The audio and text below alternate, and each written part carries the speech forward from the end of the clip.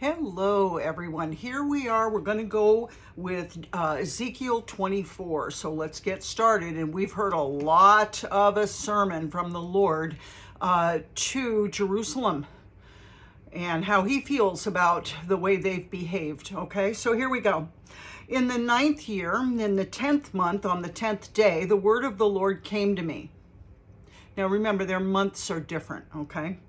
Son of man, record this date, this very date, because the king of Babylon has laid siege to Jerusalem this very day.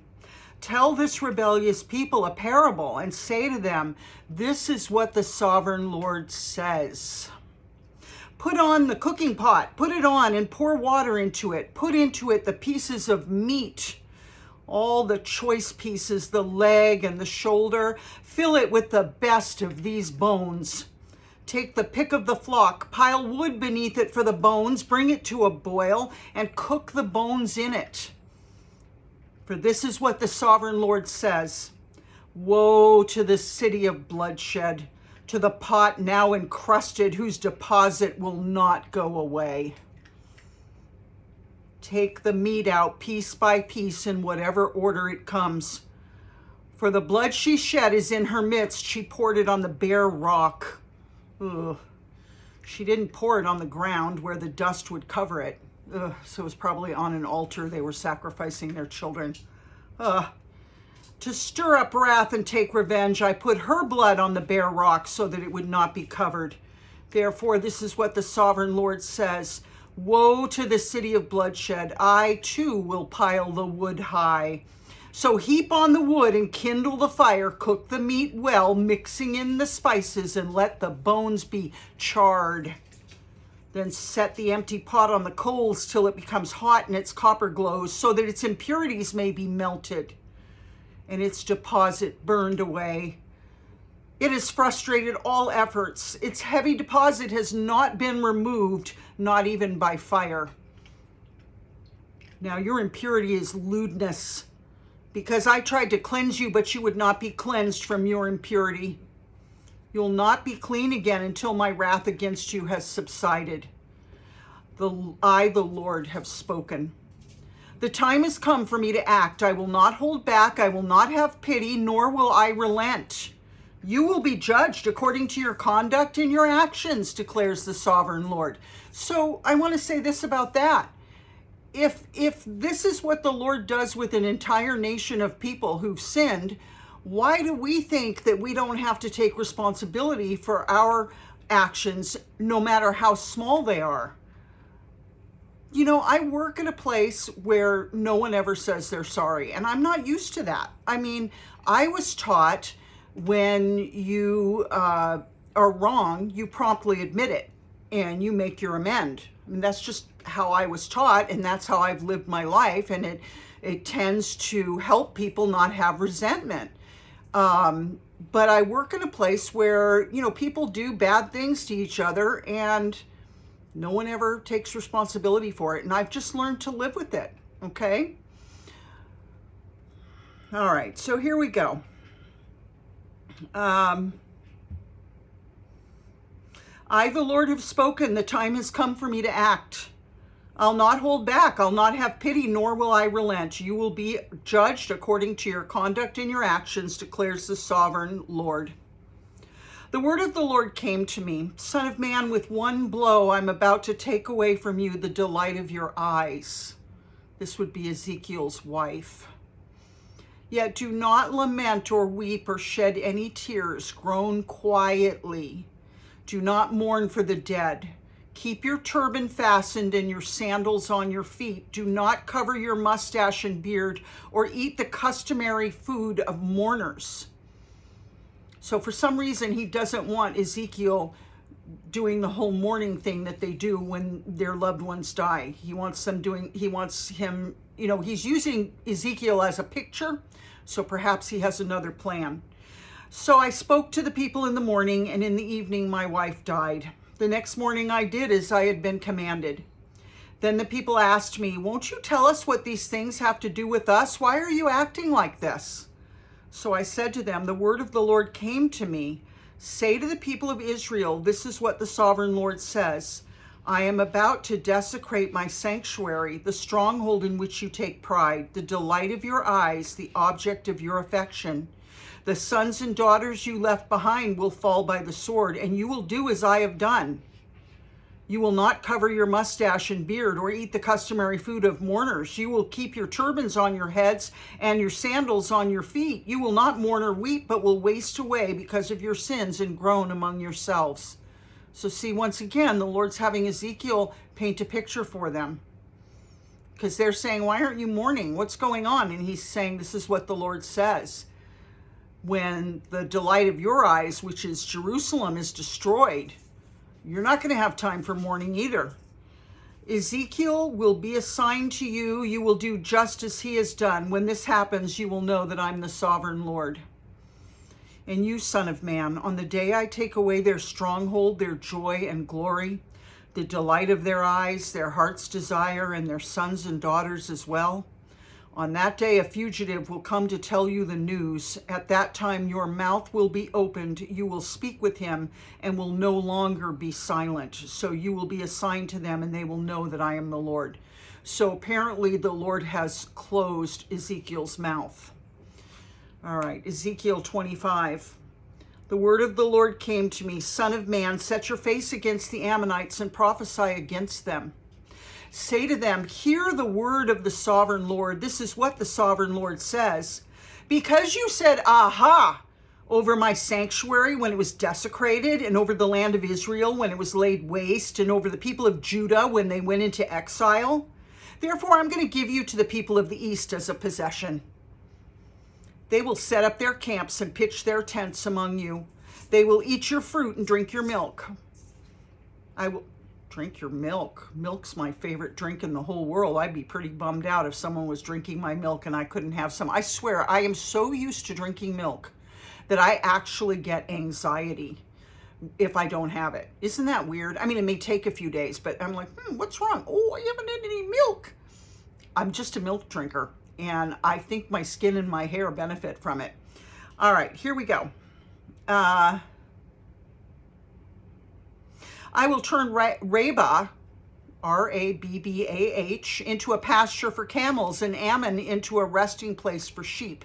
Then you'll know that I'm the Lord. For this is what the sovereign Lord says.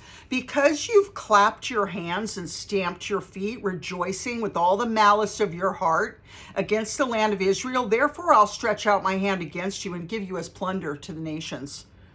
See, if you start rejoicing over your enemy's problems, you better be careful the Lord doesn't stop, punishing them and turn around and punish you. I'll wipe you out from among the nations and exterminate you from the countries. I'll destroy you, and you'll know that I'm the Lord. Now remember, this is to the Ammonites. This is what the sovereign Lord says, and this is to Moab. Because Moab and Seir said, look, Judah's become like all the other nations.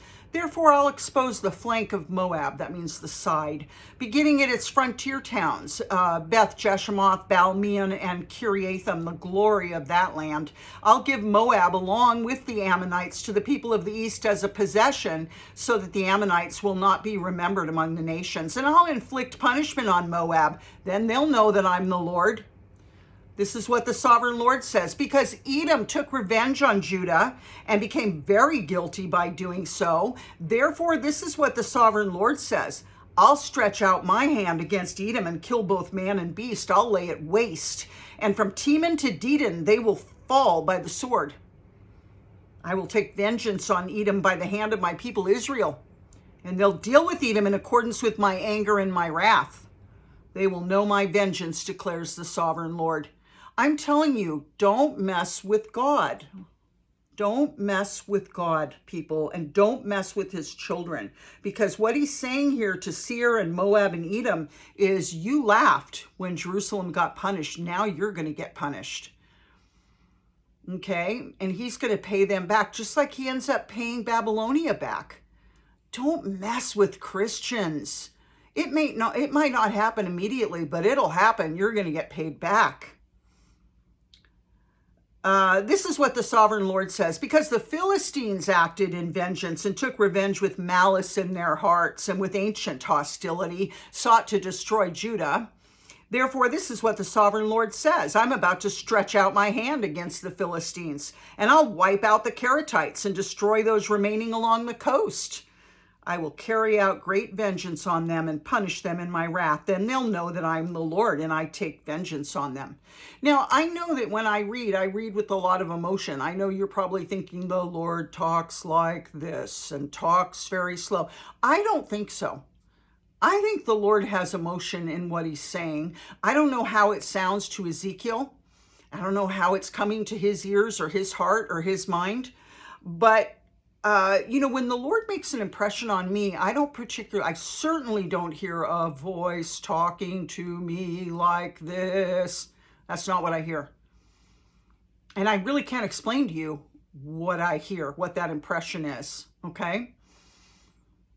But I'm just giving it to you and portraying the emotion in the statements, okay? It doesn't have to be how God said it, but I want to get that emotion in there for you to understand the offense, okay? All right, 26. In the 11th month of the 12th year, on the first day of the month, the word of the Lord came to me. Son of man, because Tyre has said of Jerusalem, aha, the gate to the nations is broken, and its doors have swung open to me. Now that she lies in the ruins, I will prosper. Therefore, this is what the sovereign Lord says. I am against you, Tyre, and I'll bring many nations against you like the sea casting up its waves. They will destroy the walls of Tyre and pull down her towers. I will scrape away her rubble and make her a bare rock. Out in the sea she'll become a place to spread fish nets, for I've spoken, declares the sovereign Lord. She will become plunder for the nations, and her settlements on the mainland will be ravaged by the sword. Then they will know that I am the Lord.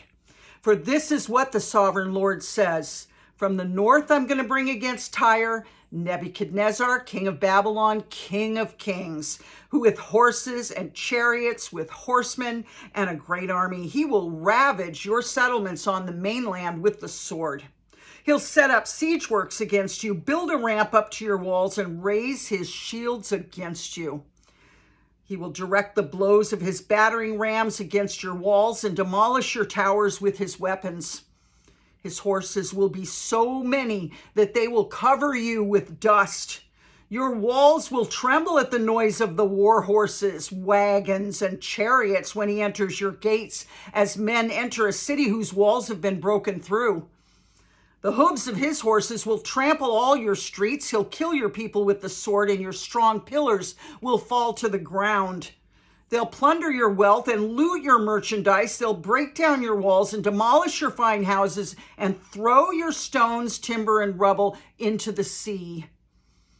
I'll put an end to your noisy songs, and the music of your harps will be heard no more.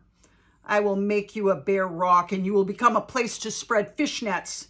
You will never be rebuilt, for I, the Lord, have spoken, declares the sovereign Lord. This is what the sovereign Lord says to Tyre. Will not the coastlands tremble at the sound of your fall when the wounded groan and the slaughter takes place in you? Then all the princes of the coast will step down from their thrones and lay aside their robes and take off their embroidered garments. Clothed with terror, they will sit on the ground, trembling every moment, appalled at you. Then they will take up a lament concerning you and say to you, how you are destroyed, city of renown. Peopled by men of the sea, you were a power on the seas, you and your citizens. You put your terror on all who lived there. Now the coastlands tremble on the day of your fall. The islands in the sea are terrified at your collapse. This is what the sovereign Lord says. When I make you a desolate city, like cities no longer inhabited, and when I bring the ocean depths over you, and its vast waters cover you, then I will bring you down with those who go down to the pit, to the people of long ago. I'll make you dwell in the earth below. That's hell. As in ancient ruins with those who go down to the pit, and you will not return or take your place in the land of the living. I'll bring you to a horrible end, and you will be no more. You will be sought, but you will never again be found, declares the sovereign Lord. Ow, that's bad. Poor Tyre, or maybe not. I guess they earned it. 27. The word of the Lord came to me. Son of man, take up a lament concerning Tyre. Say to Tyre, situated at the gateway to the sea, merchant of peoples on many coasts. This is what the sovereign Lord says. You say, Tyre, I am perfect in beauty. Your domain was on the high seas. Your builders brought your beauty to perfection. They made all your timbers of juniper from Sinir. They took a cedar from Lebanon to make a mast for you. Of oaks from Bashan, they made your oars. Of cypress wood from the coasts of Cyprus, they made your deck adorned with ivory. Fine embroidered linen from Egypt was your sail and served as your banner. Your awnings were of blue and purple from the coasts of Elishah. Men of Sidon and Arvad were your oarsmen, your skilled men. Tyre were aboard as your sailors. Men of Sidon and Arvad were your oarsmen. Your skilled men, Tyre, were aboard as your sailors. Veteran craftsmen of Byblos were on board as shipwrights to caulk your seams. All the ships of the sea and their sailors came alongside to trade for your wares. Men of Persia, Lydia, and Put served as soldiers in your army. They hung their shields and helmets on your walls, bringing you splendor. Men of Arvad and Helik guarded your walls on every side. Men of Gamad were in your towers. They hung their shields around your walls. They brought your beauty to perfection.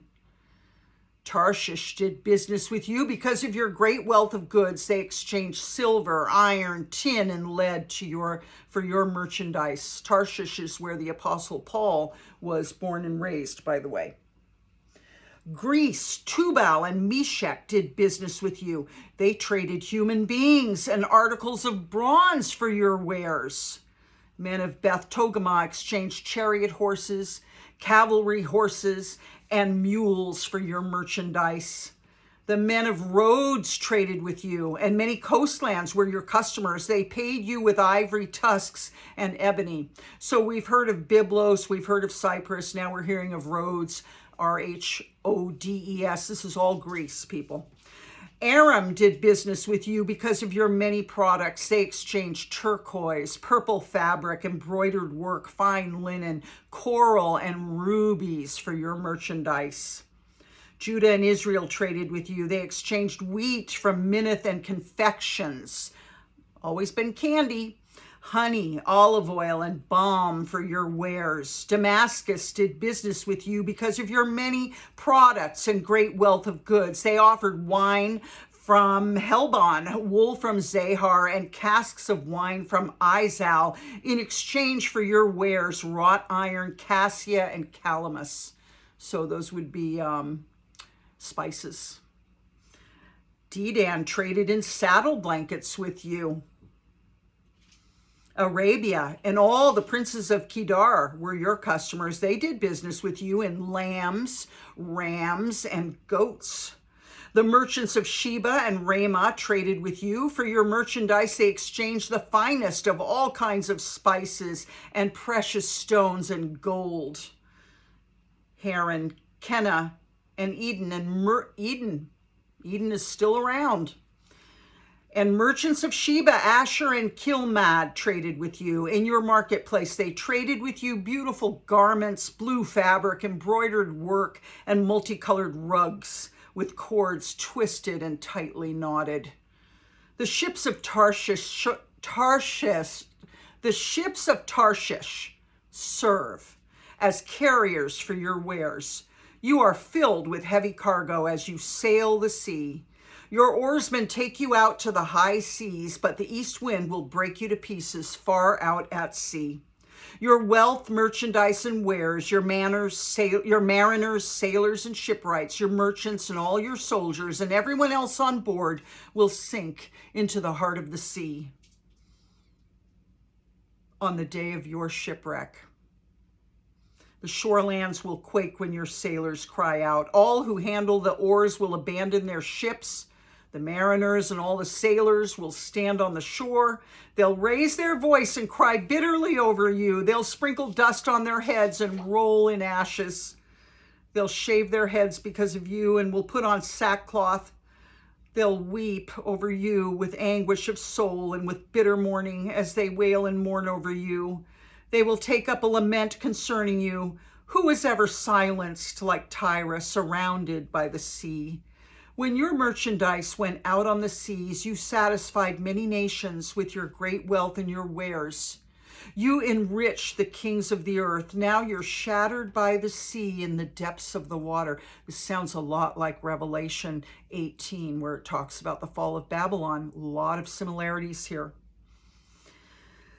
Now you're shattered by the sea in the depths of the waters. Your wares, although whatever great city that is, I don't remember it being said that the waters were going to cover it. But this is, a lot of the same terminology about the beauty of your wares and the trading and how they shaved their heads and threw themselves in ashes.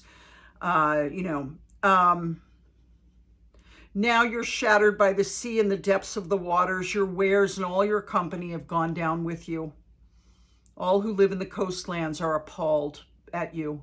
Their kings shudder with horror, and their faces are distorted with fear. The merchants among the nations scoff at you. You've come to a horrible end and will be no more. Okay, we're going to do Ezekiel 28 because this is going to tell us about Tyre, but it's also going to tell us about Satan. So it's a prophecy against the king of Tyre, but in reality, it's a description of Satan. Okay, so let's do this. 28, the word of the Lord came to me, Son of man, say to the ruler of Tyre, this is what the sovereign Lord says. In the pride of your heart, you say, I am a God. Okay, now please know that this is about Satan, okay?